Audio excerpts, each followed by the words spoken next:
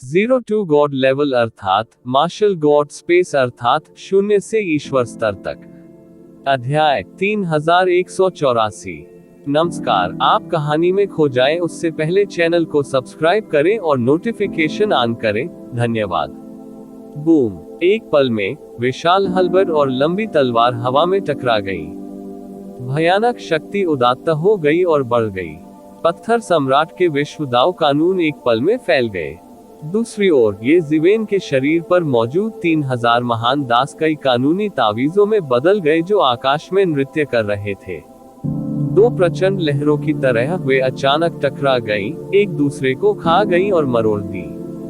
टक्कर से भयानक शक्ति फैल गई। ये दो सम्राट लॉर्ड्स के बीच टकराव था। सातवें क्षेत्र और ऊपर के बीच की टक्कर में तुरंत विस्फोट हो गया, जिसने पूरे पवित्र प्रकाश पर्वत को अपनी चपेट में ले लिया। उपस्थित सम्राट लॉर्ड्स ने अंतरिक्ष को स्थिर करने के लिए अपनी जादुई शक्तियों का उपयोग किया। उसी समय पवित्र प्रकाश पर्वत पर कई सरणियां सक्रिय हो गईं, जिससे अशांति स्थिर हो गई।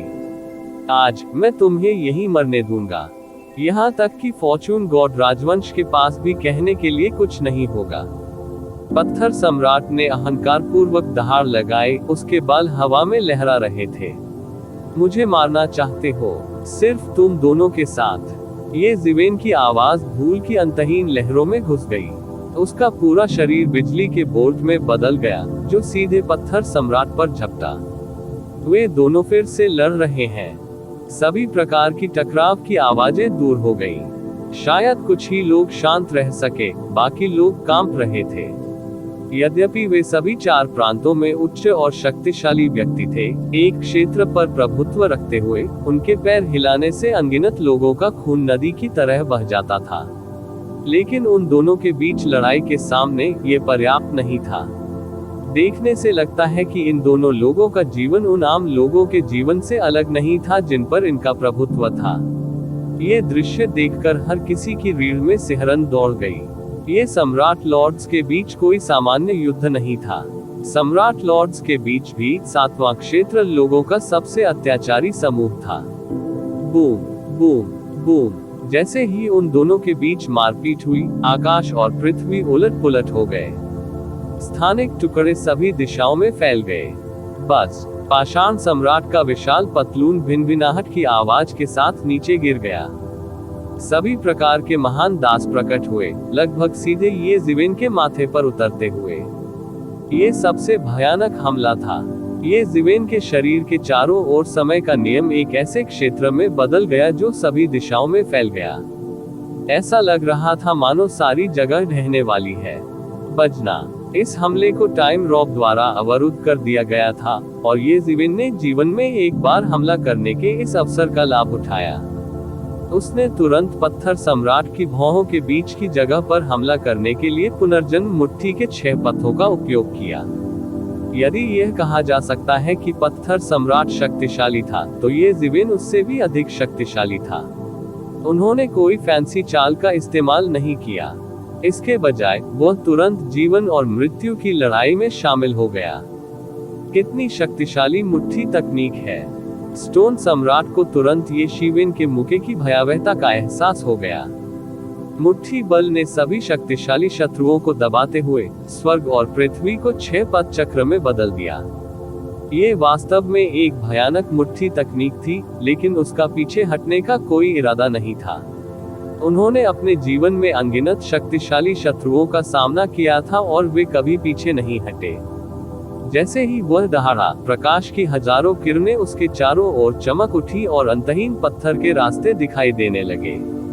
ऐसा लगता था मानो वह पाषाण युग में लौट आया हो, जहां पाषाण ऊर्जा इस दुनिया की हर चीज पर हावी थी।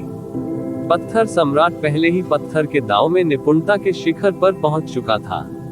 हर बार जब वह कोई चाल चलता, तो उसके पास अविश्वसनीय ताकत होती। बूम! ये ज़िवेन की पुनर्जन्म के 6 पथों की मुट्ठी ने आसपास की पत्थर की ऊर्जा को तोड़ दिया, और बेहद घनी पत्थर की ऊर्जा मुके से बिखर गई। ये ज़िवेन की मुट्ठी की ताकत को बिल्कुल भी नहीं रोक सका। हालांकि स्टोन सम्राट ने भी इस अंतर का फायदा उठाते हुए अपने हाथ में हलबर्ड वापस कर दिया और पुनर्जन्म मुट्ठी के 6 पथों को अवरुद्ध कर दिया। बजना।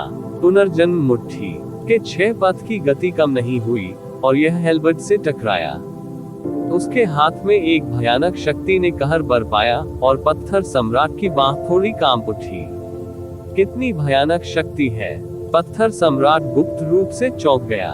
उसने सोचा था कि ये ज़िवेन का सबसे भयानक पहलू मुट्ठी तकनीकों में उसकी उपलब्धि थी, लेकिन अब ऐसा लग रहा था कि उसकी अनुचित शक्ति ये ज़िवेन की मुट्ठी का सबसे भयानक पहलू थी। नीचे से आश्चर्य की चीखें गूंज उठी। बहुत से लोग देख सकते थे कि स्टोन सम्राट इस आदान प्रदान में एक नुकसानदेह स्थिति में आ गया था, विशेषकर स्टोन रेस के विशेषज्ञ। वे ऐसे लग रहे थे जैसे उन्होंने कोई भूत देखा हो। पत्थर सम्राट, जो उनके दिलों में अजेयता का पर्याय था, को वास्तव में बहुत बड़ी क्षति हुई थी। यह क्या है? आसमान हिलाने वाले गड़गड़ाहट सम्राट ने तिरस्कार से अपने होंठ सिकोड़ लिए। उसे याद आया कि ये ज़िवेन की अनुचित ताकत के कारण उसके दोनों हाथ फट गए थे। ये पहली बार था जब उसे एहसास हुआ कि किसी की शक्ति इस हद तक अत्याचारी हो सकती है। वास्तव में पत्थर सम्राट उसकी तुलना में कुछ भी नहीं था। उसे विश्वास था कि पत्थर सम्राट से सामना होने पर भी वह सुरक्षित बच सकता है, लेकिन ये ज़िवेन से मुठभेड़ के बाद वह अपनी रक्षा भी नहीं कर सका। स्काई शेकिंग थंडर सम्राट ने पहले मानव जाति पर कोई ध्यान नहीं दिया था, और उन्होंने मानव जाति के तथाकथित गश्ती दूत पर कोई ध्यान नहीं दिया था।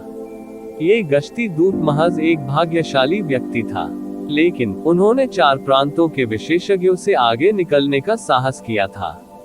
वह मौत को दावत दे रहा था। वह पहले ये पता लगाना चाहता था कि क्या हो रहा है, और फिर उस तथाकथित गश्ती दूत को सबक सिखाने का अवसर ढूंढना चाहता था, लेकिन उन्होंने उसे कोई सबक नहीं सिखाया था। इसके बजाय उसे सबक सिखाया गया था। अब उसने देखा कि स्टोन सम्राट को ये ज़िवेन के हाथों भारी नुकसान हुआ था, तो वह पत्थर सम्राट के दुर्भाग्य का आनंद ले रहा था।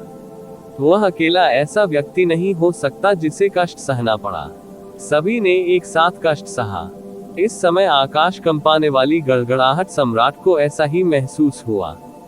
ये ज़िवेन की ताकत ने उसे निराशा का एहसास कराया था, लेकिन अब उसे लगा कि ये ज़िवेन बिल्कुल भी बुरा नहीं था। क्या आपके पास यही सब कुछ है? ये ज़िवेन ने एक ही वार से पत्थर सम्राट को पीछे हटने के लिए मजबूर कर दिया। फिर उसने ठंडे स्वर में मुस्कुराते हुए कहा। पाषाण सम्राट ने अपनी आकृति स्थिर कर ली। ये ज़िवेन ने उसकी जीत का फायदा उठाकर उसका पीछा नहीं किया। इसके बजाय उसे और भी अधिक क्रोध महसूस हुआ। ये ज़िवेन को स्पष्ट रूप से उसकी परवाह नहीं थी। उसे विश्वास था कि वह उसे मार सकता है, तो उसने बिल्कुल भी परवाह नहीं की। उसकी आंखों में एक ठंडी रोशनी झिलमिला उठी। स्टोन दाव के नियम विकसित हो रहे थे और ब्रह्मांड का जन्म और मृत्यु उनके भीतर थे। आखिरकार उसने दोबारा हमला किया। उसका हल्बर्ट बुरी तरह टूटकर नीचे गिर गया। एक तेज भनभनाहट की आवाज आई और पृथ्वी को तोड़ने वाला पत्थर क्यूई हवा में भर गया। मूल के रूप में उसके हल्बर्ट के साथ ये सीधे एक अतुलनीय विशाल क्रूर जानवर में बदल गया। इसने यिन और यांग को विभाजित कर दिया और समय और स्थान के विरुद्ध चला गया। इस क्रूर जानवर का प्रत्येक पैमाना हजारों कानून तावीजों के संघनन से बना था। यह अज्ञात था कि कितने कानून तावीजों ने इस अतुलनीय विशाल क्रूर जानवर का निर्माण किया था। फिर यह माउंट ताई के वजन के साथ ये ज़िवेन की ओर गिरा। इस हमले ने ये ज़िवेन के भागने के सभी रास्ते तुरंत बंद कर दिए। उसके पास भागने के लिए और छिपने के लिए कहीं नहीं था। एक सम्राट राजा के हमले का सामना करते हुए छिपने के लिए कोई जगह नहीं थी। वह केवल अपनी पूरी ताकत से विरोध कर सकता था।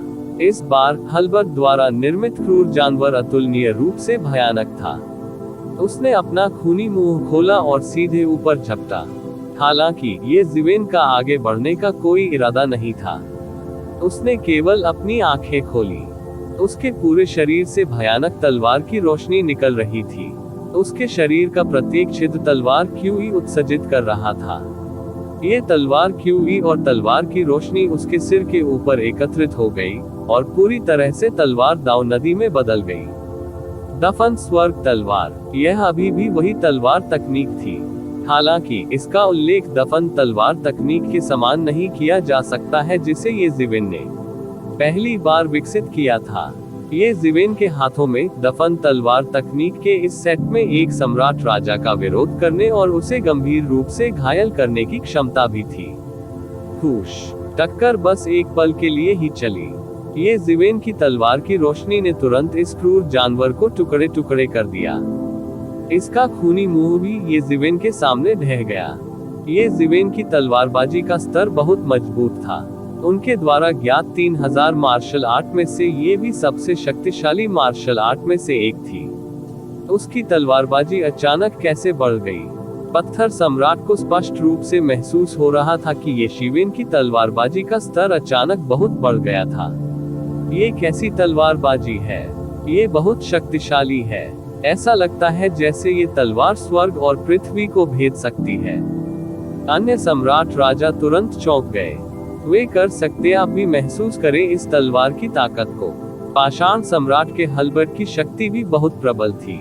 हालांकि ये ज़िवेन की तलवारबाजी के सामने ये कुछ भी नहीं था। इसे तुरंत काटकर अलग कर दिया गया। कोई कल्पना कर सकता है कि यह तलवारबाजी कितनी भयानक थी। पत्थर सम्राट को भी लगा कि यह भयानक तलवारबाजी कितनी भयावह है।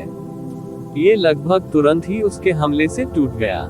इसके तुरंत बाद ये ज़िवेन की तलवार की रोशनी ने कोई गति नहीं खोई। यह एक भयानक तलवार दाव नदी में बदल गई। यह एक सफेद इंद्रधनुष की तरह था जो आकाश को पार कर रहा था, स्वर्ग और पृथ्वी के बीच में गुंथा हुआ था। यहाँ तक कि स्वर्ग और पृथ्वी के बीच की देशांतर और अक्षांश रेखाओं को भी तलवारबाजी ने बदल दिया। धिक्कार है, वो इतना मजबूत कैसे हो सकता है? इस समय पत्थर सम्राट को लगभग तुरंत ही तलवार की गति का एहसास हुआ। उसके शरीर के चारों ओर की पत्थर की ऊर्जा भी एक पल में ढह गई। ये पिघल गया और स्वर्ग और पृथ्वी के बीच गायब हो गया। इस समय ये ज़िवेन एक तलवार सम्राट की तरह था जिसका स्वर्ग और पृथ्वी पर प्रभुत्व था। उनकी तलवारबाजी ने सब कुछ दबा दिया, अन्य कानूनों को सांस लेने का मौका नहीं दिया। गुजो पर्वत पर दूर मानव सम्राट और फेगई शी ने एक दूसरे को ऐसे देखा जैसे उन्होंने कोई भूत देखा हो। काफी देर बाद आखिरकार उन्होंने बात की। इस तलवारबाजी की शक्ति, मुझे डर है कि तलवार सम्राट भी इससे नहीं निपट सकता। इस क्षण में मानव सम्राट अंततः बोला। फेगई शी ने सिर हिलाया, ये दर्शाता है कि वह मानव सम्राट से सहमत है। वे सभी मानव जाति के तीसरे सम्राट के रूप में तलवार सम्राट की ताकत के बारे में बहुत स्पष्ट थे। तलवारबाजी की ताकत के कारण उसी क्षेत्र में उसका मुकाबला ढूंढना मुश्किल था। स्वॉर्ड मोनार्क मानव जाति में एक किंवदंती और मिथक भी था क्योंकि वह मानव सम्राट और फेगई शी से बिल्कुल अलग रास्ते पर चलता था। वह बिल्कुल अलग रास्ते पर चले। वह बहुत अत्याचारी था। हालांकि ऐसा लग रहा था कि वह ये ज़िवेन की तुलना में कुछ भी नहीं था। हालांकि गश्ती दूत का क्षेत्र वास्तव में तलवार सम्राट से अधिक मजबूत है, ये दायरे का मामला नहीं है। गश्ती दूत की तलवारबाजी की समझ शायद तलवार सम्राट से ऊपर है। फेगई शी ने कहा, मुझे उम्मीद नहीं थी कि गश्ती दूत के पास इस तरह की क्षमता होगी। ऐसा लगता है कि हमने गश्ती दूत को पूरी तरह से कम आंका है। गश्ती दूत के शरीर में कितने रहस्य छिपे हैं, मुझे डर है कि उसके अलावा कोई नहीं जानता। मानव सम्राट ने हल्की सी आह भरी और कहा, प्रतिवेदन किसी भी खराब अनुवाद के बारे में हमें बताने के लिए टेक्स्ट का चयन करें और रिपोर्ट पर क्लिक करें। लेस देन पिछला सूचकांक, अगला ग्रेटर देन। इसी प्रकार के अपडेट्स लेते रहने के लिए हमारे चैनल ऑडियो बुक्स 108 को सब्सक्राइब करें और नोटिफिकेशन ऑन करें। धन्यवाद।